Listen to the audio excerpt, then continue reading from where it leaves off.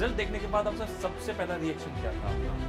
Sir पहले तो मुझे यकीन नहीं हो रहा था क्योंकि मैं बस ये चाहती थी कि बस रिजेक्शन ना मिले क्योंकि बहुत अनसर्टेन एग्जाम हो चुका है। क्या इस पूरी जर्नी में कभी आपको लगा सुप्रिया जी की सिलेक्शन नहीं हो रहा है, बस अलग फील्ड में आ गया? सर हर बार जब भी मैं एग्ज़ाम दे के आती थी और रिज़ल्ट से पहले रिज़ल्ट आने तक ऐसा ही फील होता था कि होगा कि नहीं होगा। कभी भी ऐसे श्योरिटी नहीं हो पाती थी क्योंकि बहुत सब्जेक्टिव पेपर्स हैं और ऐसा हो सकता है कि आपको जो चीज़ ऐसा क्या लगा आपको सुप्रिया जी की ये दौरान भी लगा आपकी सभी गलतियाँ थी? सर पहले तो मुझे ऐसा लगता है कि पेपर कंप्लीट होना चाहिए। मैं हमेशा से ऐसा सुन रही थी क्योंकि मैं बिगनर थी तो मैंने ऐसा सुना था कि GS2 बहुत डिफ़िकल्ट होता है, उसमें पेपर पूरा नहीं होता है। तो मैंने भी अपने मन में ये मान लिया था कि GS2 में क्वेश्चन। ऐसा कोई मोमेंट जो लगा हो कि अभी आप हार मान हाँ सर ऐसा रहता था क्योंकि बहुत बार ऐसा हुआ है कि मतलब UPSC में जब मैं एक बार मैं क्वालिफाई नहीं हुआ था तब मुझे बहुत ज़्यादा दुख हुआ था और मुझे बार बार वो ऐसा फील होता था कि BPSC में नहीं हुआ तो फिर मैं कैसे डील करूँगी ऐसा। तो ऐसा मुझे एग्ज़ाम के रिज़ल्ट से जस्ट पहले तक भी लगता था कि ऐसा ना हो कि कुछ नहीं हुआ तो मैं आगे 25 अप्रैल 2025 को ऐसे का पेपर था। हम कभी इमेजिन नहीं करेंगे कि ऐसे जो 2 से 5 इतना गर्म माहौल में आपको लिखाएंगे जहाँ फैन भी नहीं चल रहा है एंड 40 डिग्री सेल्सियस टेम्परेचर है। हम कभी इमेजिन नहीं करते हैं। कोचिंग में भी जाते हैं तो AC वाले रूम में एग्ज़ाम देते हैं एंड उस दिन अचानक से उन्होंने हमारा 12:30 बजे पेपर ख़त्म हुआ था और उन्होंने कहा कि आपको लंच करने नहीं देंगे। उन्होंने गेट बंद कर दिया था एंड पूरा केओस क्रिएट हो गया था क्योंकि सबके पेरेंट्स बाहर वेट कर रहे थे। उन्होंने बाहर निकलने नहीं दिया। जो पेरेंट्स हैं उन्होंने स्कूल की बाउंड्री क्रॉस करके टिफिन बॉक्स पानी बच्चों को ट्रांसफ़र किया। आप ये सारी चीज़ें जो है वो ऐसे पेपर के पहले हो रही थी। क्या आपको सर सबसे पहले तो ऑप्शनल का ही मैंने कोर्स लिया था और मेरा इंटरव्यू जो रियल वाला था वो 80% सोशियोलॉजी पे ही गया है। तो वो मैंने वहाँ से डीप अंडरस्टैंडिंग ली थी, वो मेरे इंटरव्यू में काम आई थी। और इसके अलावा मैंने मॉक इंटरव्यू भी दिया था और यहाँ पर सर ने मुझे ऐसा कहा था कि आपके अंदर बहुत अच्छा पोटेंशियल है एंड आप one of the best candidate हैं जिनसे मैं 6-7 सालों में मिला एंड आपका पोटेंशियल बहुत अच्छा है। तो उन्होंने मुझे कॉन्फिडेंस दिया था कि मैं इंटरव्यू में अच्छा बोल। स्टडी IQ पीसेस, आपका सिलेक्शन हमारा मिशन। जय हिंद दोस्तों। तो दोस्तों आज हम लोग हैं फिर से एक ऐसे व्यक्ति के साथ में जो उदाहरण है एक नारी शक्ति का, दुर्गा शक्ति का, दोस्तों महिला शक्ति का, और एक ऐसी महिला, एक ऐसी बच्ची जिसने दोस्तों अपने न केवल बिहार का बल्कि पूरे समाज, पूरे नारी समाज का, पूरे समाज का नाम रोशन किया है। और हमारे साथ में हम स्वागत करते हैं मुंगेर जिले की रहने वाली सुप्रिया सुमन जी का, जिनको BPSC में रैंक मिला है 235 BAS, मतलब कि ये बनने वाली हैं SDM, तो बन चुकी हैं SDM। तो मैम आपको बहुत बहुत शुभकामनाएं, बहुत बहुत शुभकामनाएं, बहुत बहुत बधाइयाँ। थैंक यू सर जी। कैसा लग रहा है मैम बनने के बाद SDM? अभी तक मैं यकीन नहीं कर पा रही हूँ कि इतनी अच्छी रैंक मिली है। बहुत ही अनप्रिडिक्टेबल एग्ज़ाम था और इतनी अच्छी रैंक लेके तो बहुत ज़्यादा खुश हूँ मैं। अच्छा, रिजल्ट देखने के बाद आपका सबसे पहला रिएक्शन क्या था आपका? सर पहले तो मुझे यकीन नहीं हो रहा था क्योंकि मैं बस ये चाहती थी कि बस रिजेक्शन ना मिले क्योंकि बहुत अनसर्टेन एग्ज़ाम हो चुका है। तो मैं बिल्कुल भी बिलीव नहीं कर पाई कि एक टॉप पोस्ट मिल गई है बिहार एडमिनिस्ट्रेशन और इतनी अच्छी रैंक के साथ मिल गई है। तो अभी तक मैं यकीन नहीं कर पा रही हूँ। तो मतलब अभी बिहार की सर्वोच्च सेवा है। हाँ ये सर राइट। हाँ तो मैं बस चाहती थी कि कोई रैंक मिल जाए और उससे इतनी अच्छी रैंक मिल गई है तो बहुत ज़्यादा खुशी हो रही है मुझे इस पर। अच्छा मैम, सबसे पहले आपने खुशखबरी किसको दी? सर सबसे पहले तो मैंने देखा था तो मैं उस समय घर पे नहीं थी क्योंकि मैं फेस नहीं कर पा रही थी अपने पेरेंट्स को कि अगर नहीं होगा तो कैसे मैं बताऊंगी। तो मैं घर से बाहर थी और मैंने अपना रिज़ल्ट देखा और फिर मेरा जो भाई था उन्होंने भी मेरा रिज़ल्ट देख लिया था अलग से और फिर उन्होंने मुझे बताया कि तुम्हारी ये रैंक है। तो उन्होंने मुझे खुशखबरी दी थी, मैंने बाद में मुझे पता चला। ये अपने आप में एक बहुत अच्छा पल होता है, बहुत भावनात्मक पल भी होता है जब आपने तैयारी करी हो और आपको वो सफलता, वो मुकाम हासिल हो गया हो जो मुकाम के लिए आपने तैयारी करी है, बहुत ज़रूरी है। परिवार का रिएक्शन कैसा था? सर बहुत ज़्यादा खुश थे क्योंकि वो भी पेशेंटली वेट कर रहे थे कि रिज़ल्ट आएगा तो हम सेलिब्रेट करेंगे और वो भी एक तरीके से मेरे साथ जुटे हुए थे रिज़ल्ट में कि पॉजिटिव रिज़ल्ट आया। तो वो भी बहुत ज़्यादा खुश है एंड तब से सेलिब्रेशन का ही माहौल चल रहा है मेरे घर पे। नहीं, हमने भी देखा सेलिब्रेशन का तो बहुत बड़ा माहौल चल रहा है, ये तो बहुत अच्छी बात है और बहुत अच्छा फील भी होता है। अच्छा ये बताइए सुप्रिया जी, कि आपको आपकी इस सफलता पर भरोसा था कि मैं इस बार सफल हो जाऊंगी? सर मेंस के बाद मैंने अपनी जो कॉपीज़ है वो बहुत सारे लोगों को चेक करवाई थी कि आपको कैसा लग रहा है आंसर, तो उन्होंने कहा था कि आपने अच्छा लिखा है, आपको अच्छी रैंक मिलेगी। लेकिन मेरा ये था कि जब तक मेरा पीडीएफ में नाम नहीं होगा तब तक मैं ऐसे बिलीव नहीं कर सकते, तो मैं मतलब एंड मोमेंट तक अपने आप को डाउट में रखे हुए थे कि होगा कि नहीं होगा। राइट। तो और जब हो गया तब जाके मतलब मुझे यकीन हुआ कि अच्छा ये रियलिटी है और मैं पास हो चुकी हूँ अब। अच्छा सुप्रिया जी, आपने ये तैयारी शुरू कब की थी बीपीएससी 70th के लिए? सर मैंने 2024 जुलाई में तैयारी शुरू की थी एंड एकदम शुरुआत से? हाँ, उससे पहले मुझे बीपीएससी के बारे में कुछ नहीं पता था। उससे पहले कॉलेज के साथ साथ मैंने यूपीएससी की प्रिपरेशन की थी 1 साल, और जब मेरा यूपीएससी में नहीं हुआ था, एक बार मेंस क्वालिफाई नहीं हुआ तो नेक्स्ट टाइम मैंने यूपीएससी एंड बीपीएससी दोनों का फॉर्म भरा था। और इसीलिए मुझे एकदम स्क्रैच से तैयारी करनी, जब मैंने बीपीएससी की शुरू की तो यूपीएससी का मेरे पास पहले से एक्सपीरियंस 1 साल का था, तो मैं बहुत जल्दी सिलेबस कवर कर पाई। एंड बीपीएससी के लिए देखा जाए तो जुलाई में मैंने शुरू किया था एंड दिसंबर में इसका प्रीलिम्स का एग्ज़ाम था, तो 6 महीने मैंने इसके प्रीलिम्स के लिए पढ़ा था, और जब मैंने प्रीलिम्स पास किया उसके बाद फिर मेंस के लिए पढ़ाई की थी। ओके। तो this was your first attempt, right? Yes sir. ये पहला ही अटेम्प्ट था Yes, आपने, तो ये sir. बहुत अच्छी बात है। और यही मैं कह रहा था दोस्तों आप लोगों से कि नारी शक्ति का एक बहुत सफल उदाहरण होता है। तो सोच लिया है तो कर लेंगे, इसमें ये बिहारियों के खून में होता है, जब ठान लिया है तो करके दम लेंगे। और पहली बार में ही करना अपने आप में एक बहुत बड़ी काबिल तारीफ़ होती है दोस्तों, जो कि बहुत बहुत फिर से मैं आपको आप पात्र हैं इस चीज़ की बधाई की कि आपने पहली बार में सोचा और आपने कर भी दिया। Thank you sir. तो सुप्रिया जी, आप first time I mean like आप ये जॉब के साथ आपने तैयारी करी या फिर आप फुल टाइम एस्पिरेंट रही हैं? सर मेरा ग्रेजुएशन 2023 में हुआ था, उसके बाद से मैंने 1 साल तो यूपीएससी का प्रिपरेशन करके एग्ज़ाम दिया था एंड नेक्स्ट ईयर से बीपीएससी का दिया था, तो मैंने जॉब स्पीच नहीं की है, मैं फुल टाइम एस्पिरेंट रही हूँ। क्या इस पूरी जर्नी में कभी आपको लगा सुप्रिया जी की सिलेक्शन नहीं होगा यार, मतलब ये थोड़ा सा अलग फील्ड में आ गया अपन? सर हर बार जब भी मैं एग्ज़ाम दे के आती थी और रिज़ल्ट से पहले रिज़ल्ट आने तक ऐसा ही फील होता था कि होगा कि नहीं होगा, कभी भी ऐसे श्योरिटी नहीं हो पाती थी क्योंकि बहुत सब्जेक्टिव पेपर्स हैं और ऐसा हो सकता है कि आपको जो चीज़ अच्छी लग रही है वो सामने वाले टीचर्स को ना पसंद आए, तो इसीलिए ये हर बार ही मुझे लगता था कि होगा कि नहीं होगा जब तक मैं रिज़ल्ट नहीं देख लेते थे तब तक। ओके। और इस पूरी तैयारी दौरान आपका डेली रूटीन क्या था पढ़ने का? सर स्कूल से ही मेरा same to same daily routine रहता है जो मैंने अब तक फॉलो किया है। सबसे पहले अगर आप अर्ली मॉर्निंग पर्सन है तो आप 6-7 बजे उठ के अपने बॉडी को टाइम दीजिए। मैं एक्सरसाइज करती थी एंड उसके बाद या फिर योगा, आपको जो पसंद है, एंड फिर आप 9 बजे या 10 बजे से पढ़ने बैठिए एंड 3 घंटे या 2 घंटे पढ़िए, उसके बाद फिर ब्रेक लीजिए, फिर पढ़िए एंड 2 बजे तक मैं ऐसे पढ़ती थी। एंड अगर मेरा एग्ज़ाम जैसे पास है तो मैं खाना खाने के बाद दोबारा बैठ जाती थी, और अगर मेरा एग्ज़ाम थोड़ा दूर है, उतना प्रेशर लेने की ज़रूरत नहीं है, तो मैं खाना खाने के बाद 1-2 घंटे रेस्ट लेती थी एंड 4 या 4:30 बजे से फिर से 2 घंटा पढ़ना एंड उसके बाद मैं इवनिंग वॉक करती थी। मैं इसको हमेशा से प्रेफर करती हूँ क्योंकि आप पूरा दिन बहुत स्ट्रेस लेते हैं, तो इवनिंग वॉक नेचर के साथ कनेक्ट करना बहुत ज़रूरी है।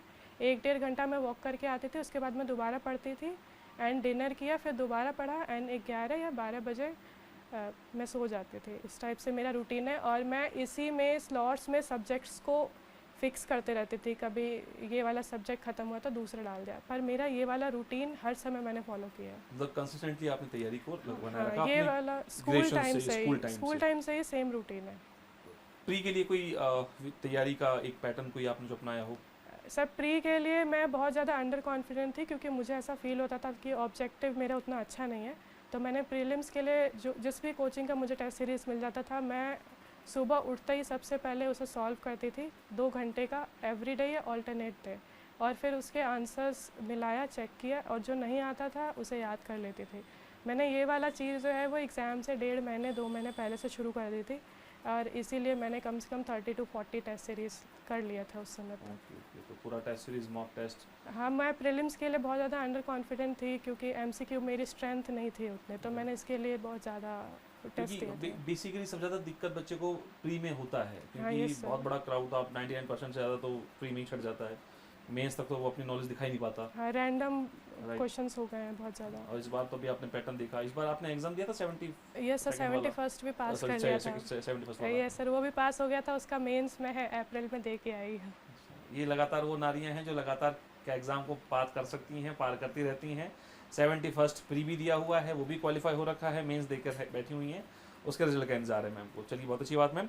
अच्छा ये बताइए मैम, करंट अफेयर्स के लिए जो एक बहुत बड़ा समस्या बना हुआ आज के डेट में, करंट अफेयर को कैसे डील किया आपने? सर सबसे पहले मैंने इसके लिए यूट्यूब पे टॉपर्स का सुना था, तो उनका कहना था कि न्यूज़पेपर पढ़िए या मैगज़ीन पढ़िए, तो मैंने ये भी ट्राई किया था, पर मुझे ऐसा लगता है कि मुझे वो रीडिंग करके उतना समझ में नहीं आता था। तो मैंने इसके लिए दूसरी चीज़ ट्राई की, जैसे लास्ट में 1-2 महीने पहले सारे कोचिंग वाले कंपाइलेशन दे देते हैं, वीडियोस दे देते हैं, तो आपको जिस भी कोचिंग का मटेरियल अच्छा लगता है। सुप्रिया जी, करंट अफेयर को लेकर आजकल जो बहुत बड़ा संशय बना बच्चों के अंदर, बड़ा चैलेंजिंग हो गया है, तो इसको कैसे डील किया आपने? सर करंट अफेयर का जब स्टार्टिंग में प्रिपरेशन शुरू किया था तब मुझे भी बहुत ज़्यादा डाउट था। तो सबसे पहले मैंने टॉपर्स के वीडियोस देखे थे कि वो क्या सजेस्ट कर रहे हैं, तो उन्होंने बताया था कि न्यूज़पेपर पढ़िए डेली बेसिस पे एंड मैगज़ीन पढ़िए। मैंने ये कुछ दिन ट्राई किया था, पर मुझे ऐसा फील हुआ कि मेरी जो स्ट्रैटेजी है या मेरा जो स्ट्रेंथ है उसके अकॉर्डिंग ये सूट नहीं कर रहा है मुझे। तो मैंने इसके लिए दूसरा काम किया था, मैंने लास्ट में एग्ज़ाम से पहले 2-3 महीने पहले कोचिंग्स जो है वो कंपाइलेशन निकालते हैं, तो आपको जो भी कंपाइलेशंस पूरे साल का पसंद आता है 2-3, तो मैंने ऐसे ही 2 अपने एक बेसिस बना लिए थे एंड मैंने उन्हीं को पढ़ा था बार बार। एंड मैंने ये सोचा था कि 25 to 30 क्वेश्चंस अगर आ रहे हैं तो पूरे तो मुझसे होंगे नहीं, तो मैंने ये टारगेट किया था कि एटलीस्ट मैं अगर 30 आ रहे हैं तो 20-22 क्वेश्चंस मैं टारगेट करूं एंड बाकी दूसरे सब्जेक्ट पे फोकस करूं, क्योंकि इसका एरिया बहुत बड़ा है, अगर मैं सब कुछ टारगेट करने चाहूँगी तो कंप्लीट नहीं होगा। राइट, क्योंकि ये तो महासागर की तरह है करंट अफेयर, उसमें अब ऊपर से एक डाउट ये बनता है कि 1 साल का पूछेगा, 2 साल का हाँ, 2 पूछेगा, 3 साल। साल का पूछेगा, Yes, sir. Nobody can predict current affairs. तो ऐसे में अपने आप में चैलेंज तो रहता ही है, मतलब आपने और अपनी स्ट्रेंथ को मजबूत किया, जो और सेक्शन था हाँ, आपने उस पे पर पकड़ मजबूत मैंने। किया। राइट, बहुत अच्छा किया। ऑप्शनल सब्जेक्ट के बारे में आप क्या बताएंगे, क्या था आपका ऑप्शनल सब्जेक्ट? सर मेरा बीपीएससी में ऑप्शनल सब्जेक्ट सोशियोलॉजी था। ओके, स्टडी आईक्यू से तैयारी करी थी आपने इसकी? सर यूपीएससी के लिए भी मैंने सोशियोलॉजी रखा था, तो मैंने दिवाकर बोथरा सर का उस समय कोर्स लिया था एंड उसी समय मैंने प्रिपरेशन कर ली थी, तो बीपीएससी के लिए अलग से मुझे कुछ पढ़ना नहीं पड़ा, मैंने वही रिवाइज उसी कर से लिया काम चल और गया उससे से हो गया। Right right. आंसर राइटिंग को कैसे इम्प्रूव किया आपने अपने इस जर्नी में? सर मुझे ऐसा लगता है कि आंसर राइटिंग मेरी स्ट्रेंथ है एंड मैंने बार बार लिख के ये पता किया कि आखिरकार ऐसी कौन सी चीज़ है जिसको मैं अपने एग्ज़ाम में अपने फ़ायदे के लिए यूज़ कर सकती हूँ। तो मुझे ऐसा पता चला कि मेरी हैंड राइटिंग बहुत अच्छी है, मैं क्लीन लिख सकती हूँ एंड डायग्राम एंड ड्राइंग मेरी मैपिंग स्किल्स अच्छी है। तो मैंने ये सोचा था कि मैं हर एक आंसर में अपने ये जो स्ट्रेंथ है इसे शो करूँगी, ताकि मेरा जो आंसर है वो दूसरों से यूनिक लगे। इसीलिए अगर आप मेरी कॉपीज़ भी देखेंगे जो उन्होंने दिया है, उसमें मैंने हर एक क्वेश्चन में मैप्स, डायग्राम, फ्लो चार्ट डालने की कोशिश की है ताकि वो प्रेजेंटेबल अच्छी लगे। तो मैंने अपने स्ट्रेंथ पे काम किया था मेंस में। ऐसा क्या लगा आपको सुप्रिया जी की तैयारी दौरान, ये लगा हो कि सर ये गलतियाँ थी मैंने जो की हैं अपने इस तैयारी के दौरान? सर पहले तो मुझे ऐसा लगता है कि पेपर कंप्लीट होना चाहिए, मैं हमेशा से ऐसा सुन रही थी क्योंकि मैं बिगनर थी, तो मैंने ऐसा सुना था कि GS2 बहुत डिफ़िकल्ट होता है, उसमें पेपर पूरा नहीं होता है। तो मैंने भी अपने मन में ये मान लिया था कि GS2 में क्वेश्चन छूट ही जाएगा तो कोई बात नहीं, उसमें वैसे भी नंबर नहीं आता है। पर अब मुझे ऐसा लगता है कि ये वाला जो मेरा थॉट है ये किसी को फॉलो नहीं करना चाहिए, क्योंकि ये आपको अपने ट्रू पोटेंशियल अचीव करने से रोकता है। और इसीलिए एग्ज़ाम में भी मैंने GS2 में 2-3 क्वेश्चन कॉम्प्रोमाइज़ कर दिए थे, और हो सकता है कि अगर मैं वो लिखती तो मेरी और बेटर रैंक आ सकते थे। ओके, एक रैंडम सा क्वेश्चन है कि मान लो अगर आपको फिर से तैयारी करना हो, शुरू करना हो, तो आप कैसे शुरू करेंगे उसको? सर सबसे पहले मैं यही करूँगी कि मैं अपनी स्ट्रेंथ ढूंढूँ कि 3 स्टेजेस होते हैं, एक में आपको ऑब्जेक्टिव चाहिए, सब्जेक्टिव चाहिए एंड स्पीकिंग स्किल्स। तो आप तीनों में से सबसे बेस्ट किस में हो, सबसे पहले ये पता कीजिए। जैसे मैंने अपना पता किया कि मेरी राइटिंग स्किल्स अच्छी है और राइटिंग स्किल्स में भी क्या है जो मैं यूज़ कर सकती हूँ, तो वो मुझे पता चला कि मेरी मैपिंग स्किल्स अच्छी है, ड्राइंग अच्छी है, हैंड राइटिंग अच्छी है। एंड बाद में मुझे इंटरव्यू के टाइम में पता चला कि कम्युनिकेशन स्किल्स भी मेरी अच्छी है। तो मैंने ये सोचा है हमेशा कि जो भी प्रिपरेशन शुरू करे वो अपनी यूनिकनेस को रखे, क्योंकि यूनिक अगर आप कुछ दिखाओगे तो उसी के नंबर मिलेंगे, बाकी अगर आप दूसरों की बातें सुनोगे तो आप एक एवरेज स्टूडेंट बन जाएंगे। राइट, तो अपनी यूनिकनेस दिखानी है, जो जिसमें आप पारंगत हैं, जो आप अच्छा कर सकते हैं। हाँ, उसको और बेटर कीजिए ताकि आपकी वीकनेस थोड़ी कम हो जाए। तो क्या लगता है सुप्रिया जी, एस्पिरेंट कौन सी गलतियां करते हैं जिसके चलते उनका सिलेक्शन नहीं हो पाता? सर सबसे पहले तो जो सब लोग कॉमन है, जो अभी इंफॉर्मेशन एरा में चल रहा है कि बहुत सारे सोर्सेज ले लेंगे, बहुत सारे टॉपर्स की वीडियो देखेंगे एंड टॉपर्स जो बोल देते हैं वो ख़रीद लेते हैं। Right. पर ऐसा नहीं है, हर कोई टॉपर जो होता है वो अलग अलग तरीके से प्रिपरेशन करता है। आपको ये देखना है कि सारी बातें सुन के आपके फेवर में कौन सी चीज़ जाती है, आप वो करेंगे तो आपके स्ट्रेंथ में वो फेवर में जाएगा और आपको अच्छा रैंक आएगा।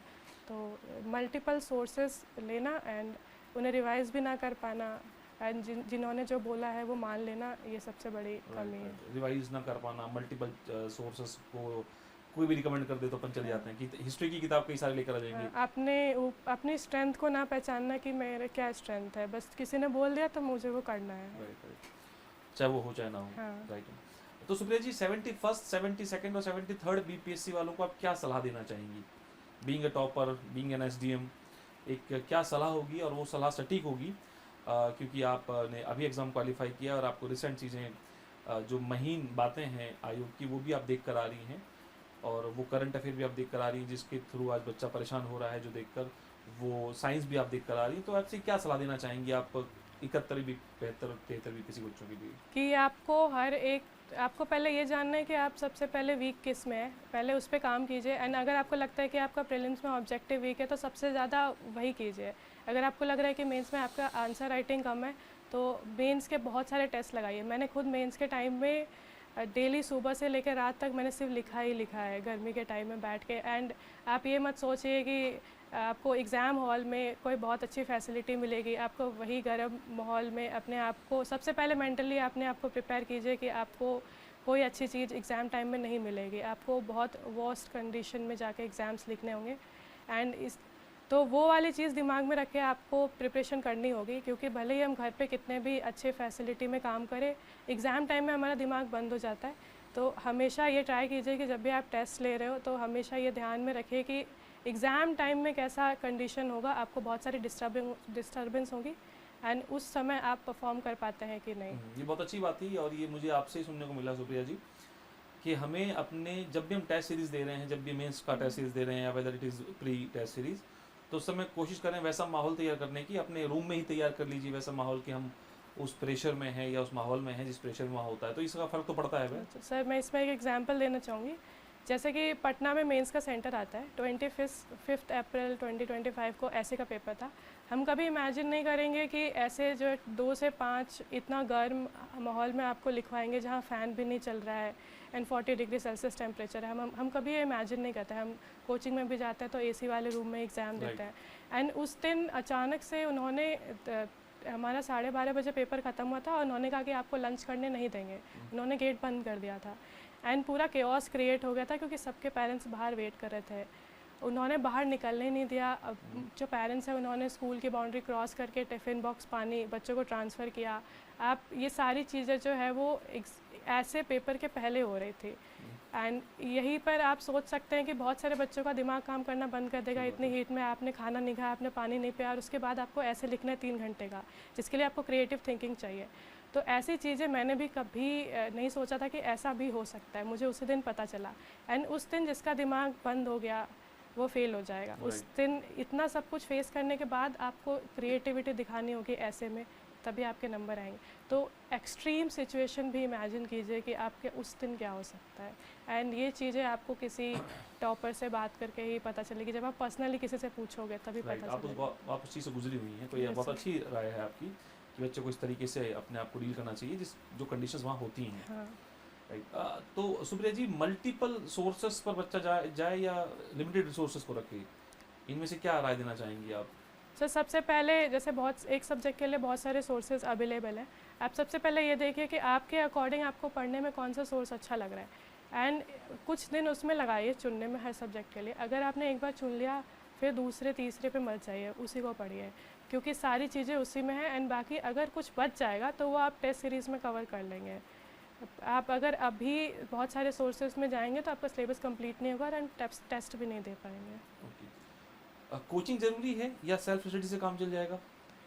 सर अगर आप बिगनर हैं और आपके पास कोई गाइडेंस नहीं है तो गाइडेंस के लिए आपको कोचिंग ज्वाइन करना ही पड़ेगा एंड क्योंकि बहुत बड़ा सिलेबस है, आपको नहीं पता है आपको क्या पढ़ना है लेकिन अगर आपको एक बार सारी चीज़ें पता चल गई, उसके बाद कोचिंग का कोई वैल्यू नहीं रह जाता है। और आपके पास कंटेंट है, आपको लिखना है और आपको पढ़ना है। मैंने भी ऑनलाइन ज्वाइन किया था एंड सिर्फ मैंने वहाँ से कंटेंट लिया, पढ़ाई की, और बाकी सारा हार्ड वर्क तो आपका ही रहेगा। राइट। मेरा आपसे 2 सवाल हैं सुप्रिया जी, क्योंकि अभी अगर मैं ये पूछूं आपसे कि प्रीलिम्स से अमूमन कितने दिन पहले रिवीजन शुरू कर देना चाहिए, तो वो तो वैसी बात है 70 सेकंड वालों के लिए अप्लाई नहीं हो सकता, क्योंकि अब तो इनके पास बहुत सीमित दिन है, 1 महीना है करीब इनके पास। तो इनके पास इनकी क्या रणनीति होनी चाहिए, इनकी क्या स्ट्रेटेजी होनी चाहिए इस समय जब इनके पास 1 महीना बचा हुआ है? सर ऐसा कहते हैं सभी लोग, मैंने भी ये सुना था कि कोई नया सोर्सेज मत फॉलो कीजिए, पर ये उनके लिए जो बिगिनर हैं, जो बार बार अटैम्प्ट दे चुके हैं, उन्हें पता है कि वो रिवीजन मतलब कम भी करेंगे तो उनका बार बार हो जाता है। तो वो कुछ यूनिक करते हैं, वो ये है कि आपका एग्ज़ाम में प्रेजेंस ऑफ माइंड कितना है, आप क्वेश्चन कितने अच्छे से पढ़ सकते हैं। बहुत बार ऐसा होता है एग्ज़ाम के समय हम बहुत ज़्यादा घबरा जाते हैं पहले, ये मेरे साथ भी होता है, एंड उस समय आपका दिमाग काम ही नहीं करेगा, वो पूछ कुछ और रहा है, आप आंसर कुछ और दे देंगे। तो अगर आपका कंसंट्रेशन लेवल अच्छा नहीं है तो आप मेडिटेशन अभी से करना शुरू कीजिए, ताकि आपको दिखे। बहुत सारे क्वेश्चंस में हमें नॉट नहीं दिखता, इज़ नहीं दिखता, ऑप्शन सामने रहते हैं, हम नहीं देख पाते, फिर घर पे आके देखते हैं कि ये आता था। तो इसके लिए यही है, अगर आपका कंसंट्रेशन लेवल अच्छा नहीं है तो मेडिटेशन करना शुरू कीजिए टेस्ट सीरीज़ के अलावा। एंड आपको याद तो करना होगा ही, जो आंसर आपको नहीं आता है, उनके जो क्वेश्चंस आपसे गलत हुए थे, जो नहीं आता था, उसके आंसर्स देखिए एंड उसे याद कीजिए, ताकि नेक्स्ट टाइम वो गलत ना हो। अब वो जो 73rd देने वाले हैं, उनको प्री से कितने टाइम पहले रिवीजन शुरू कर देना चाहिए, जैसे आपने किया होगा? सर जो 73rd वाले हैं, अगर वो बिगिनर हैं तो सबसे पहले मेन से ही सब शुरू करते हैं, लेकिन 6 महीने पहले से आप जो है थोड़ा थोड़ा शिफ्ट करना शुरू कीजिए। एंड प्रीलिम्स के 2 महीने पहले तो आपको टेस्ट देना ही है। अगर आप घर पे बैठ के नहीं दे पा रहे हैं तो आप टेस्ट सीरीज़ ज्वाइन कीजिए एंड कोचिंग में जाके दीजिए, पर वो एक्सपीरियंस लेना बहुत ज़रूरी है। एंड रिवीज़न अगर प्रीलिम्स का, वो डिपेंड करता है कि आप कितना जल्दी कैच कर सकते हैं। अगर आप बहुत ज़्यादा जल्दी रट सकते हैं, याद कर सकते हैं, तो 3-4 महीने काफ़ी हैं शिफ्ट करने के लिए। एंड अगर आप नहीं कर पा रहे हैं तो आपको 6-7 महीने पहले से ही कर देना चाहिए shift. Right. Come to the study IQ की अगर हम बात करें तो क्या आपको सबसे ज़्यादा हेल्पफुल लगा स्टडी आईक्यू की ओर से? सर सबसे पहले तो ऑप्शनल का ही मैंने कोर्स लिया था, और मेरा इंटरव्यू जो रियल वाला था वो 80% सोशियोलॉजी पे ही गया है। तो वो मैंने वहाँ से डीप अंडरस्टैंडिंग ली थी, वो मेरे इंटरव्यू में काम आई थी। और इसके अलावा मैंने मॉक इंटरव्यू भी दिया था, और यहाँ पर सर ने मुझे ऐसा कहा था कि आपके अंदर बहुत अच्छा पोटेंशियल है एंड आप one of the best candidate है जिनसे मैं 6-7 सालों में मिला हूँ, एंड आपका पोटेंशियल बहुत अच्छा है। तो उन्होंने मुझे कॉन्फिडेंस दिया था कि मैं इंटरव्यू में अच्छा बोल सकती हूँ। मतलब कुछ सिमिलरिटी हो सकती है कि कुछ क्वेश्चंस वो जो हम मॉक में लेते हैं वो आपको देखने को मिल सकते हैं रियल इंटरव्यू में भी? सर मॉक में उन्होंने मेरे सोशियोलॉजी पे पूछा था, पर सेम टू सेम क्वेश्चन नहीं पूछा था। जो रियल वाला होता है वो तो उनके दिमाग में उस समय क्या आ रहा है, पर्सन वेरी करता है, लेकिन आपको कॉन्फिडेंस दे देगा। जैसे उन्होंने मुझे बता दिया था कि मेरी कम्युनिकेशन स्किल्स अच्छी हैं, आप में पोटेंशियल है, आपको अच्छे नंबर मिले। तो मैं एक तरीके से श्योर थी कि कम से कम 70 या बहुत एवरेज नंबर मुझे नहीं मिलेंगे, मैं अच्छा ही बोल के आऊँगी, इस टाइप से। तो फिर आने वाले एस्पिरेंट्स को आप स्टडी आईक्यू के बारे में कुछ बोलना चाहेंगी? कि स्टडी आईक्यू जो है वो बहुत सारे कोर्सेज अपना दे रहा है एंड बच्चों की हेल्प कर रहा है। तो आपको जिस भी कोर्स में अच्छा लगे, जो भी टीचर पसंद आए, वो ज़रूर लें। एंड इनके फ्री कोर्सेज भी हैं, उनकी हेल्प भी ले सकते हैं। आपकी सफलता के पीछे सबसे बड़ा योगदान किसका है? तो सबसे मम्मी, पापा, फैमिली? सर फैमिली का ही है, क्योंकि मेरे साथ साथ उन्होंने भी स्ट्रगल किया है। मैं जहाँ भी एग्ज़ाम देने जाती थी वहाँ साथ साथ उन्हें भी जाना पड़ता था। एंड आप पेशेंस जो है वो उन्हें भी रखना पड़ा कि एक दिन रिज़ल्ट आएगा। तो एक साथ आपके साथ साथ सभी लोगों का स्ट्रगल होता है, तो फैमिली का तो है ही। अच्छा, ऐसा कोई मोमेंट जो लगा हो कि अब यार हार मानते हैं, फेड अप हो चुके हैं, बस कुछ ऐसा मोमेंट रहा हो?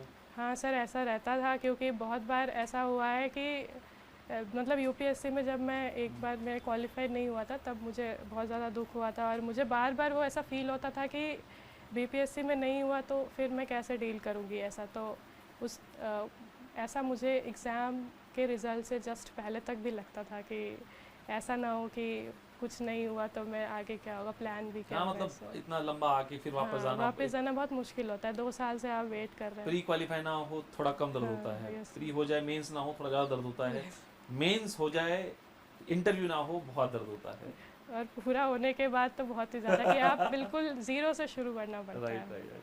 अच्छा, आप अपने पुराने वाले खुद से क्या कहना चाहेंगी आज?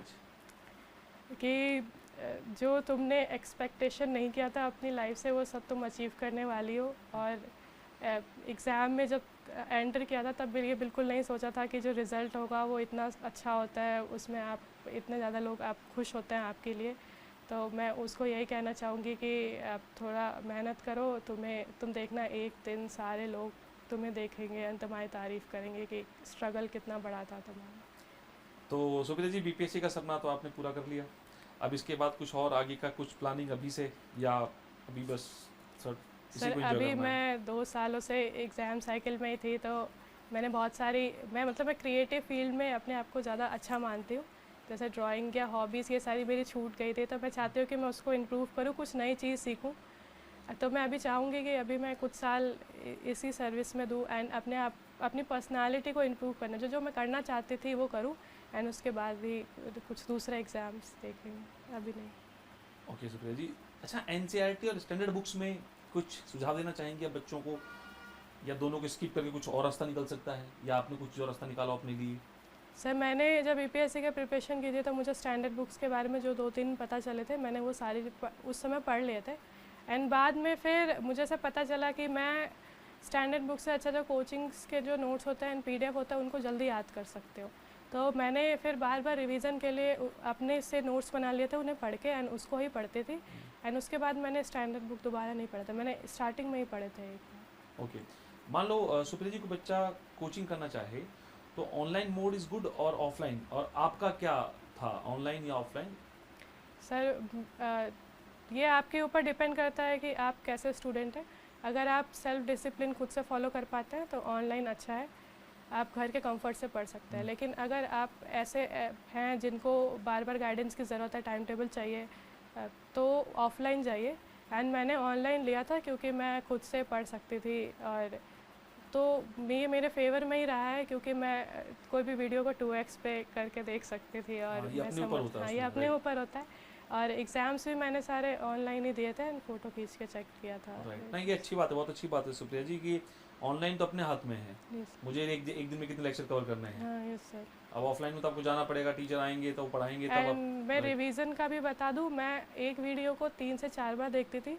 मैं नोट्स रिवीजन के लिए उतना प्रेफर नहीं करती थी। मेरा रहता था कि सर ने वीडियो में जो जो बोला है वो सारी चीज़ें मुझे आनी चाहिए। तो मैं एक ही वीडियो को 3 से 4 बार रिपीट पे देख लेती थी कि मुझे वो सारी चीज़ें समझ आनी चाहिए जो उन्होंने वीडियो में बोला है। मैं नोट्स में उतना रिलाई नहीं करते थे, मैं वीडियो ही रिवाइज कर देती थी। अच्छा मान लो न्यूज़पेपर और मैगजीन में एक चुनना हो हमको, तो हमें कोई एक चुनना होगा, या दोनों को चुने, या कोई ना चुने कुछ और चुने? अगर आप इंटरव्यू वाले स्टेज में तो न्यूज़पेपर पढ़िए, क्योंकि न्यूज़पेपर से वो पूछते हैं। मैंने भी इंटरव्यू वाले स्टेज में डेली न्यूज़पेपर 2 महीने तक पढ़ा था। वो आपका बोलने का स्किल तो इम्प्रूव करता ही है, पर क्वेश्चंस भी वो न्यूज़ से पूछते हैं तो आपको अपडेट Right. रहता है। लेकिन उससे पहले वाला जो स्टेज है उसमें आप चूज़ कर सकते हैं। मैंने तो कोचिंग कंपाइलेशन चुना था के लिए, पर आपके ऊपर है, आपको जो अच्छा लगे आप वो कर सकते हैं। बहुत बच्चों का डाउट होता है जब भी नए एस्पिरेंट हैं या जो उस लूप में फंसे हुए हैं 3-4 साल वाले में, सर 6 घंटा वाली पढ़ाई करें, 12 घंटे वाली पढ़ाई करें, सर 20 घंटे वाली पढ़ाई करें, मतलब क्या कर लें हम? तो क्या सुझाव देना चाहेंगे आप इस पर? मैंने अभी आपको अपना शेड्यूल बताया था, उसमें जितना घंटा मैंने पढ़ने के लिए रखा था मैंने हमेशा से उतना ही घंटा पढ़ाई की है। बस ये है कि एग्ज़ाम जब बहुत दूर रहता था 3-4 महीने, तो मैं उसमें से 2-3 घंटे कम हो जाते थे। मतलब अगर एग्ज़ाम नहीं है तो 6 से 7 घंटा पढ़ेंगे, एंड अगर एग्ज़ाम है तो 10 से 12 घंटा हो जाता था। ये मतलब आप 10 घंटे तक चेयर पे बैठे हुए ही हैं, ऐसा हो जाता था। तो ये डिपेंड करता है आप किस टाइम में, आपका सिलेबस कितना कवर हुआ है, आपके ऊपर कितना प्रेशर है। तो मैंने 10 घंटे भी पढ़ा है, मैंने 6 घंटे भी पढ़ा है। ओके, कोई एक एडवाइस जो आप देना चाहें बिगनर्स को जो शुरुआत कर रहे हैं इस बार बीपीएससी की? तो आप अगर शुरू कर रहे हैं तो सबसे पहले अगर आप चले गए हैं तो कॉन्फिडेंस रखिए, क्योंकि ट्रस्ट होना बहुत ज़रूरी है, क्योंकि ये प्रोसेस बहुत लंबा है। आपके पेशेंस का बहुत टेस्ट लेगा, आपके माइंडसेट का टेस्ट लेगा। आप एग्ज़ाम्स देने जाओगे तो बहुत बार आपको फेलियर मिलेगा, एक्सट्रीम कंडीशन मिलेगी, वो सारे आपके मेंटल स्टेबिलिटी का टेस्ट होगा। तो ये सारी चीज़ें आपको पहले से ही सोच लेनी है कि इस सब से आपको डील करना होगा। पढ़ाई तो है ही, लेकिन पढ़ाई के अलावा एग्ज़ाम में कैसे परफॉर्म करता है उसके लिए आपको अलग से ध्यान देना चाहिए। राइट, कोई एक शब्द, वन वर्ड फॉर यूपीसी, आपका जो बीपीसी जर्नी रहा है उसको लेकर एक शब्द में आप बयां करना चाहें, कैसी रही है? एंजॉयफुल, पेनफुल या एडवेंचरस। एडवेंचरस? तो एडवेंचरस रही आपकी। हर बार एग्ज़ाम से पहले एकदम लो फेज़ आता था कि क्या होगा, एग्ज़ाम देकर आए आप थोड़े खुश हो कि मैंने अच्छा लिखा, फिर रिज़ल्ट से पहले लो फेज़ आ जाएगा, रिज़ल्ट के बाद हाई फेज़ होगा, तो up and down adventurous journey. Okay. अगर कोई आज बच्चा तैयारी करना शुरू कर रहा है तो उसे किस तरीके से अपने आप को तैयार करना चाहिए? क्योंकि आपने अपने आप को फर्स्ट तरीके 2024 में शुरू किया और बिल्कुल ज़ीरो थी आप तो इस मामले में, तो स्क्रैचेस हम बोलते हैं, आप वहाँ शुरू किया था। तो क्या आप राय देना चाहेंगी आज बच्चों को, अगर देना चाहें तो, कि किस तरीके से आज वो शुरू करें 73rd बीपीएससी की तैयारी? मैंने अभी बोल दिया कि मेरे 6 महीने में हो गया था, तो ऐसा नहीं है कि आप सबसे भी 6 महीने में हो जाएगा। मैंने 6 महीने में इसलिए मेरा कवर हो गया था क्योंकि मेरे पास 1-1.5 साल की यूपीएससी की प्रिपरेशन थी साथ में, तो मुझे स्क्रैच से शुरू नहीं करना पड़ा। ये आपके ऊपर है कि आपको कितना टाइम चाहिए, आप किस लेवल पे। अगर आप बिल्कुल ज़ीरो हैं तो आपको 1.5 साल लगेंगे ही, आपको कोचिंग के या किसी के गाइडेंस की ज़रूरत है। एंड बहुत सारे सोर्सेज के पीछे मत जाइए, आप चुन लीजिए एंड उसी को पढ़िए। एंड अगर आपको लग रहा है कि कुछ छूट गया है तो उसकी टेंशन मत लीजिए, क्योंकि लास्ट तक आप जब पहुंचेंगे, टेस्ट सीरीज़ ज्वाइन करेंगे, उसमें आपका कवर हो जाएगा। एंड इस बात का ध्यान रखिए, आप हर चीज़ कवर नहीं कर सकते हैं। जो आपका स्ट्रेंथ है, अगर आप उसे बहुत और ज़्यादा अच्छे से यूज़ नहीं करेंगे तो आप पास नहीं होंगे। तो आपको ये मानना है कि जो मेरी स्ट्रेंथ है उसे तो मैं शो करूँगा ही, चाहे जहाँ भी मुझे मौका मिले, चाहे इंटरव्यू चाहे मेंस। तो कोई सबसे बड़ा सीक्रेट बताना चाहेंगे आप सिलेक्शन का, कि ये सीक्रेट है? क्योंकि बच्चा ऐसे से जानना चाहता है जिस बच्चे ने पहली बार में ही क्रैक कर लिया हो, क्योंकि बहुत बच्चा फंस जाता है उस लूप में। हाँ, तो सर इसका सीक्रेट मैं बताऊंगी स्मार्ट वर्क, क्योंकि मैंने भी बहुत सारे हार्ड वर्क से ज़्यादा स्मार्ट वर्क, क्योंकि हार्ड वर्क वो लोग कर रहे हैं जो 4 सालों से इसमें लगे हुए हैं। अगर आप 1 साल में कवर कर रहे हो तो वो स्मार्ट वर्क है। और ऐसा इसीलिए पॉसिबल हो पाया क्योंकि मैंने टॉपर्स की बातें पहले सुनी थी, पर मैं उन सारी चीज़ों को फॉलो नहीं करती थी। मैंने हमेशा से ये माना था कि मेरे पास कुछ यूनिक एबिलिटीज़ है एंड मैं उसे शो करूँगी, मैं अपनी यूनिकनेस को कभी नहीं दबाऊँगी।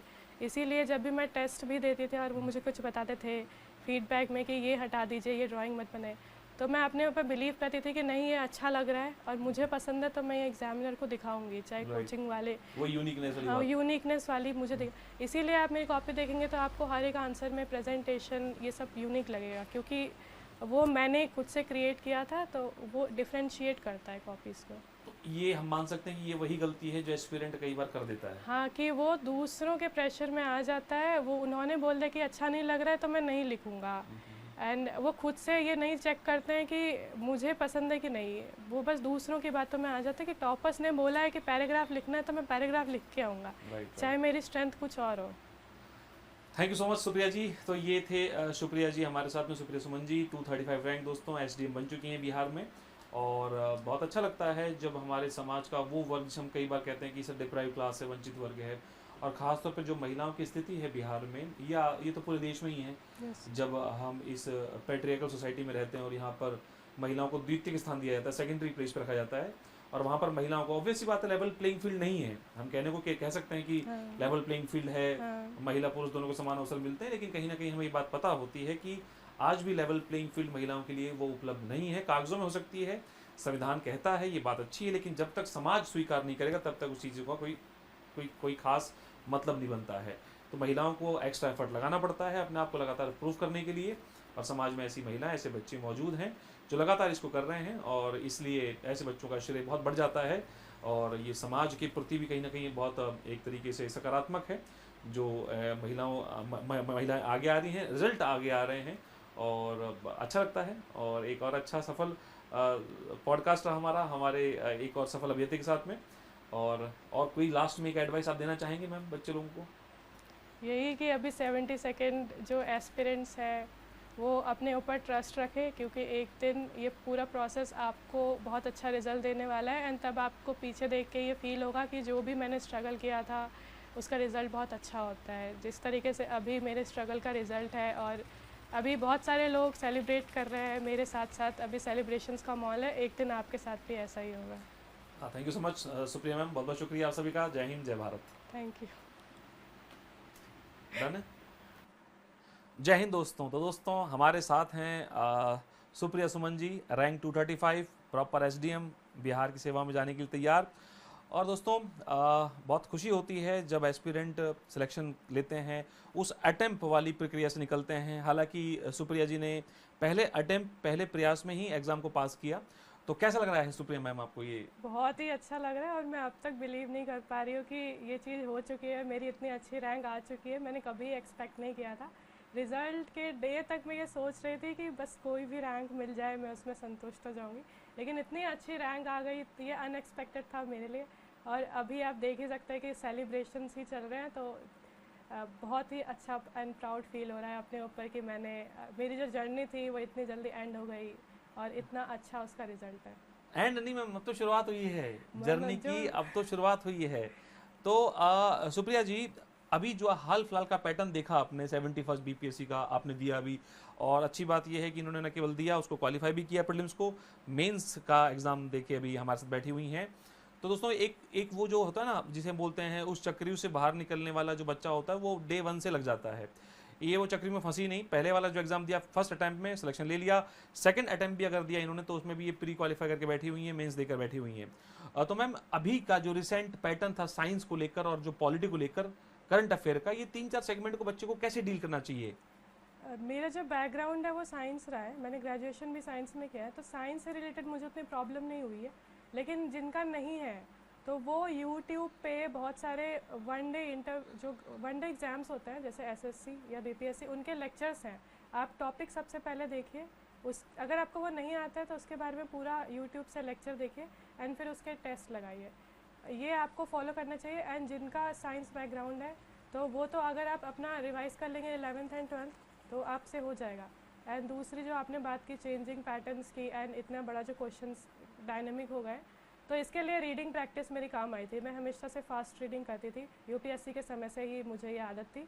तो अगर आपकी रीडिंग प्रैक्टिस नहीं है तो आप डेली 1 घंटा जो है कोई भी बुक जो है वो रीड कीजिए। तो ये है दोस्तों मातृशक्ति, नारी शक्ति, दुर्गा शक्ति का एक सफल उदाहरण जो आपके सामने है। और आप लोग भी इस जगह पर होंगे, आप लोग भी इस मुकाम पर होंगे, आपके यहाँ भी सेलिब्रेशन का माहौल होगा दोस्तों। बस तैयारी करनी है, शिद्दत से करनी है, कंसिस्टेंटली करनी है, और एक राह चुनिए, उस राह पे चलने का प्रयास कीजिए, और ऐसे ही हम आपके साथ मिलेंगे। Thank you so much Supriya ma'am, बहुत बहुत शुभकामनाएं आपको अपने भविष्य के लिए। Thank you so much.